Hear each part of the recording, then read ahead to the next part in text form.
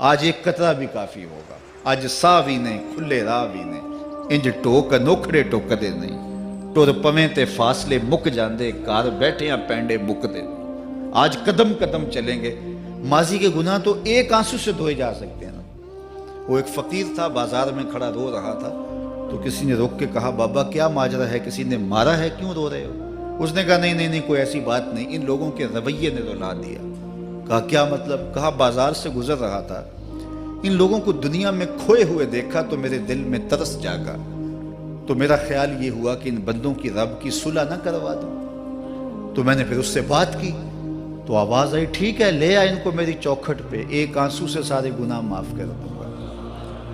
میں بڑا خوش ہوا، میں ان سے بات کی، یہ الٹا میرا مذاق اڑانے لگے، جا بابا کام کر، تجھے کیا پتا دنیا داری کیا ہوتی ہے۔ تو وہ تو مان رہا تھا، یہی نہیں مان رہے، تو مجھے ان کے رویے پہ رونا آ رہا ہے۔ وہ کہتا ہے میں بخشنے پہ آمادہ ہوں، ہم تو مائل بکرم ہیں، کوئی سائل ہی نہیں، راہ دکھلائیں کسے، راہ رب منزل ہی نہیں، جلوائے طور تو موجود ہے، کوئی موسیٰ ہی نہیں۔ وہ تو کہتا ہے میں معاف کر دوں گا، لیکن یہ عجیب ہے کہ یہ آمادہ ہی نہیں ہے، یہ مان ہی نہیں رہے۔ تو مجھے ان کے رویے پہ افسوس آ گیا، ان کے رویے پہ رونا آ گیا، اس لیے میں رو رہا ہوں، ورنہ نے مجھے مارا نہیں، کوئی تکلیف نہیں پہنچائی۔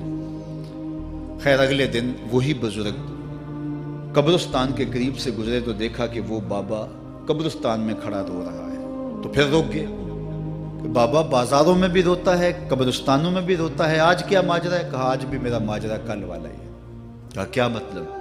کہا کل بازار سے گزر رہا تھا، ان کو دنیا میں کھوئے ہوئے دیکھا، میرے دل میں ترس جاگا، تو میرا خیال ہوا ان بندوں کی اور رب کی صلح کروا دوں، تو وہ تو مان رہا تھا، وہ بندے ہی نہ مانے، تو آج میں ادھر آ گیا۔ میں نے کہا چلو ان سے بات کرتے ہیں۔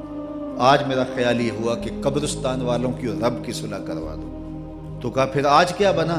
کہا آج یہ مان گئے ہیں، وہ نہیں مانتا۔ تو صاحبو آج وہ مان رہا ہے، آج ہم مان جائیں۔ میں نے کتب میں پڑھا ہے کل قیامت کے دن نیکوکار بھی پچھتائیں گے۔ بدکاروں کا پچھتانا تو سمجھ میں آتا ہے، نیکوکار کیوں پچھتائیں گے؟ جب اپنے اچھے اعمال کی جزا دیکھیں گے تو پچھتائیں گے، جو چند لمحے ضائع کر دیے وہ بھی کیوں ضائع کر دیے۔ قیمتی زندگی ہے، یہ ٹوٹتی سانسیں، ان کی قدر کیجیے۔ ایک بزرگ فرماتے ہیں کہ مجھے اس بات کی سمجھ نہیں آتی تھی کہ جو قرآن نے کہا ان الانسان لفی خسر، بے شک انسان خسارے میں ہے، تو میں سمرقند کے بازار سے گزر رہا تھا تو وہاں ایک آدمی پھٹے پہ برف رکھ کے بیچ رہا تھا اور ساتھ آواز لگا رہا تھا۔ آج کل تو یہاں وہ پاپڑ بیچنے والے بھی کوئی آواز لگاتے، تو وہ برف پھٹے کے اوپر رکھ کے بیچ رہا تھا اور ساتھ آواز لگا رہا تھا۔ آواز کیا تھی؟ ارحمو ارحمو الا من یذوب راس مالہ، او گزرنے والوں میرے پہ ترس کھاؤ، میں ایسا تاجر ہوں جس کا راس المال پگھلتا جا رہا ہے۔ چونکہ یہ جو برف ہے ایسا سودا ہے جو گاہک کا انتظار نہیں کرتا۔ آپ کپڑا بیچتے ہیں، آج گاہک نہیں آیا، ہو سکتا ہے کل دعانے مہنگا بیچ لیں۔ آپ پیٹرول بیچتے ہیں، ہو سکتا ہے کہ کل پڑا 6 روپے اوپر چلا جائے، آپ کا لاکھوں کروڑوں کا فائدہ ہو جائے۔ لیکن آپ اگر برف بیچتے ہیں، آج نہیں بکی تو کل برف ہی نہیں ہوگی۔ تو وہ سل پہ برف بیچ رہا تھا اور ساتھ لوگوں کو دہائی دیتے ہوئے کہہ رہا تھا او لوگو میرے پہ ترس کھاؤ، مجھ سے برف لیتے جاؤ، میں ایسا تاجر ہوں جس کا راس المال پگھلتا جا رہا ہے۔ تو کہتے ہیں جب اس نے یہ آواز لگائی نا تو میرے قدم رک گئے اور میں اس کے قریب چلا گیا اور میں نے کہا کہ مجھے ان الانسان لفی خسر کا ترجمہ سمجھ میں آ گیا۔ جس طرح تیری برف پگھلتی جا رہی ہے، میری زندگی پگھلتی جا رہی ہے، اور اگر تو اب برف وقت پہ بیچ لے، ان پگھلتی برف کو تو درہم کے بدلے، دینار کے بدلے، پارچہ جات کے بدلے، جنس کے بدلے فروخت کر لے تو فائدہ ہو جائے گا، 4 آنے تیرے ہاتھ لگ جائیں گے۔ اور میں بھی ان سانسوں کے بدلے درود پڑھ لوں، ان سانسوں کے بدلے سجود کر لوں، ان سانسوں کے بدلے قیام کر لوں، کسی دکھی کے سر پہ ہاتھ رکھ دوں، کسی پریشان کی پریشانی دور کر دوں تو میری سانسیں کام آ جائیں گی، ورنہ یہ ٹھہریں گے نہیں۔ سوئے ہوئے ہوں تو پھر بھی سانسیں ٹوٹ رہی ہوتی ہیں۔ تو ہم کتنی جلدی موت کی طرف بڑھ رہے ہیں، تو زندگی کتنی مختصر ہے اور ہم کتنے بے پرواہ ہیں۔ آنکھیں اس وقت کھلتی ہیں جب آنکھیں بند ہوتی ہیں، لیکن کیا فائدہ اس وقت کا؟ آج کا پچھتاوا کل کی بہتری کی ضمانت ہے، اور آج کے پچھتاوے سے کل کی زندگی کی خوبصورتی نصیب ہو سکتی ہے۔ اس لیے یہ ڈھلتا ہوا سورج، یہ دیکھیں ابھی جب داخل ہوئے تھے تو سورج ابھی سر پہ تھا، لیکن اب سورج درد غروب سے زرد ہو چکا ہوگا اور چند لمحوں کے بعد وہ نگاہوں سے اوجھل ہوگا۔ میاں صاحب بھی بولے کہ زندگی تیری جو ہے ڈوبتے سورج کی طرح ہے، ڈیگرتے دن گیا محمد اوڑک نو ڈوب جانا۔ تو یہ میں اور آپ لمحہ لمحہ موت کے قریب ہو رہے ہیں۔ اس سے قبل کہ وہ وقت آئے کوئی حجت باقی نہ رہے، مجھے اپنی زندگی کو، آپ کو اپنی زندگی کو اللہ اور اس کے رسول کی چوکھٹ پہ حاضر کر دینا ہے۔ ہمارے میزبان محترم نے کہا والدہ ماجدہ کی بابت، تو آج ان کے اصالِ ثواب کے لیے میں اور آپ جمع ہیں۔ ایک وقت ہمارے اوپر بھی آنے والا ہے کہ لوگ ہمارے لیے جمع ہو رہے ہوں گے۔ یہ وقت تو آنے والا ہے، اس کے تو چھٹکارا نہیں ہے، اس سے تو خلاصی نہیں ہے، کوئی بھاگ سکتا نہیں ہے، موت سے تو فرار نہیں ہے۔ تو آج وہ نہیں ہیں، لیکن ان کا سعادت مند بیٹا ان کی یادوں کے چراغ کو روشن کیے ہوئے ہے۔ ورنہ میں ایسے بیٹے بھی دیکھے ہیں جنہوں نے اپنی سکی ماں کا جنازہ نہیں پڑھا۔ آپ کہیں گے کوئی ایسا بد نصیب بھی ہو سکتا ہے، جنازگاہ میں گیا ہے لیکن وہاں جا کے کھڑا رہا ہے، جنازہ نہیں پڑھا۔ آپ کہیں گے کہ ایسا بد نصیب، میں نے کہا ایسے بد نصیب آپ نے بھی دیکھے ہوں گے۔ یہ کون سے بد نصیب ہیں؟ یہ وہ بد نصیب ہیں جنہیں جنازہ آتا نہیں، ساری زندگی لوگوں سے فراڈ کرتے ہیں، اور جب اپنی ماں مر جاتی ہے، اپنا باپ فوت ہو جاتا ہے، تو یہ فراڈ پھر وہ اپنی ماں سے بھی کرتے ہیں، اپنے باپ سے بھی کرتے ہیں۔ مجھے بتاؤ کتنا بد نصیب ہے وہ بیٹا کہ جو اپنی ماں سے، اور وہ بھی مرنے کے بعد فراڈ کر رہا ہے، اور اپنے باپ سے وہ بھی مرنے کے بعد فراڈ کر رہا ہے۔ اور کتنا خوش نصیب بیٹا ہے کہ جو روزانہ اپنی ماں کے لیے دعا کرتا ہے۔ اور میں کہتا ہوں اگر بیٹا نمازی ہوگا، بیٹی نمازی ہوگی، اہتمام سے دعا نہ بھی کرے، دن میں کتنی مرتبہ کہے گے ربنا اغفر لی ولوالدی، اے اللہ مجھے بھی بخش دے، میری ماں کو بھی بخش دے، میرے باپ کو بھی بخش دے۔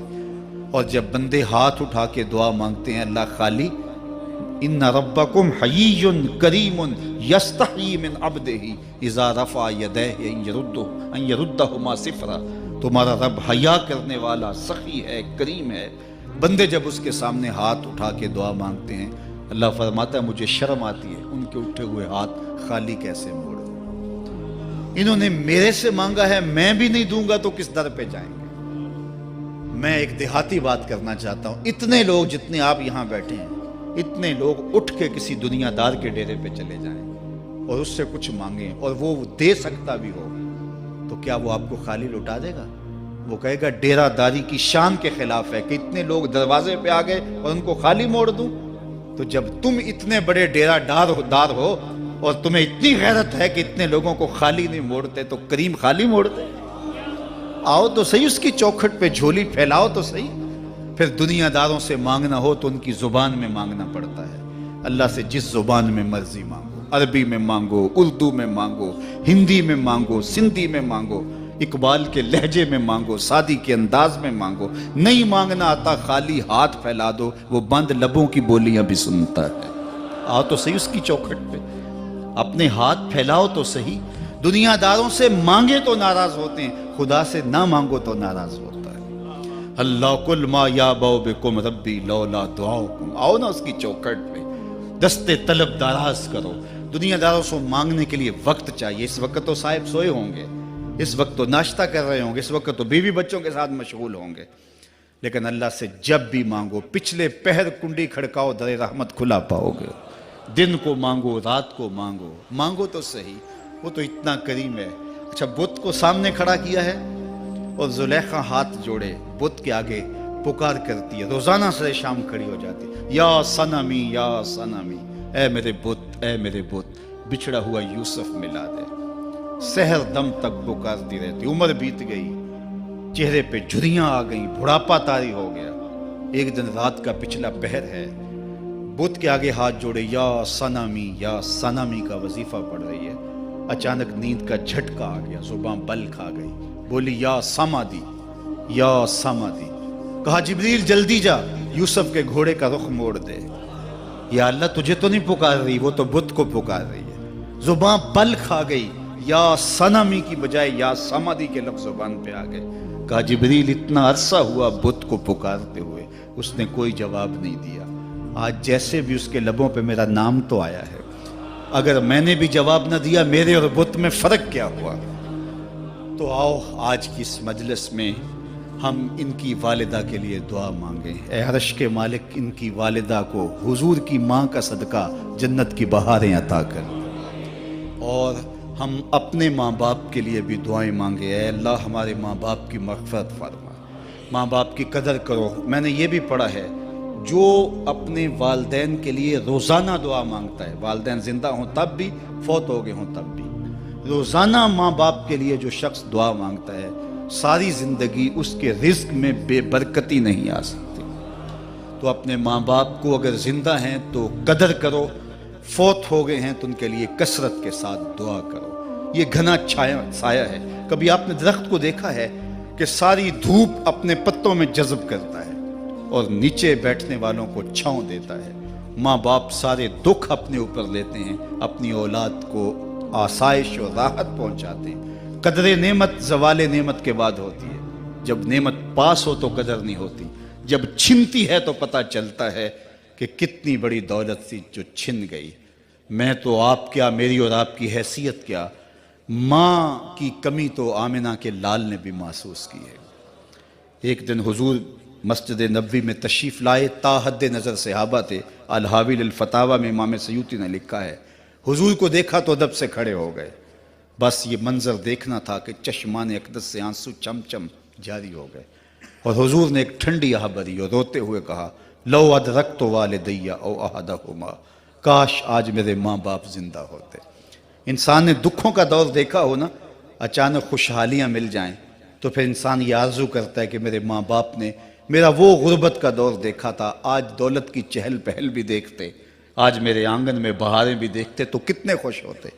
اب حضور جب پیدا ہوئے تھے تو باپ کا سایہ سر پہ نہیں تھا۔ 6 سال کی عمر تھی، اپنی ماں کے ساتھ حضور مدینہ المنورہ گئے۔ واپسی ابوا کے مقام پہ حضرت آمنہ کی طبیعت خراب ہو گئی، اور انہیں لگا کہ یہ میری بیماری جان لیوا ہے۔ ام ایمن کو بلایا، کہا میرے بیٹے کو بحفاظت امیر قریش تک پہنچا دینا۔ پھر خود حضور کے سر پہ ہاتھ رکھا۔ سیدہ آمنہ سلام اللہ علیہا حضور سے کوئی باتیں کرنا چاہ رہی تھیں، لیکن ضبط کے بندھن ٹوٹ گئے۔ ابن حشام سیرت کی پہلی کتاب ہے، اس میں تفصیل سے یہ واقعہ موجود ہے۔ جب سر پہ ہاتھ رکھا تو حضرت آمنہ کی آنکھیں چھلکنے لگی اور روتے ہوئے آپ نے چند جملے کہے، کہا بیٹا ہر نئی چیز نے پرانا ہو جانا ہے، ہر باقی نے فنا ہو جانا ہے، میں بھی جا رہی ہوں، وَذِكْرَ باق، لیکن میرا ذکر نہیں مٹے گا، وَوَلَدْتُ طُہْرًا، اس لیے کہ تیرے جیسا پاکیزہ بیٹا چھوڑ کے جا رہی ہوں۔